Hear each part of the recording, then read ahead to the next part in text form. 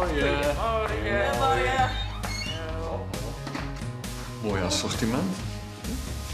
Broodjes, bruinbrood, charcuterie.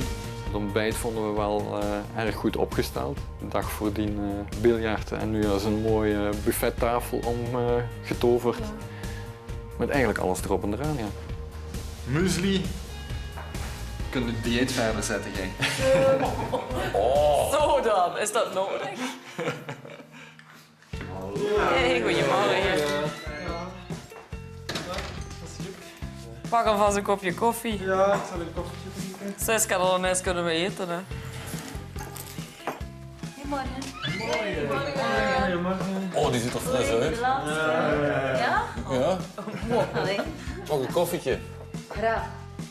Dat is de biljart hier. Allee, de pool. Dus ik vind dat wel een creatieve oplossing, hè. Anders hebben ze niet echt plaats voor nog een extra tafel te zetten. Nee. Dat is creatief. Ik denk dat hier misschien wel nodig is om een ontbijt aan te bieden of toch een broodservice, want je moet hier toch minimum 3 kilometer doen om anders aan een brood te raken.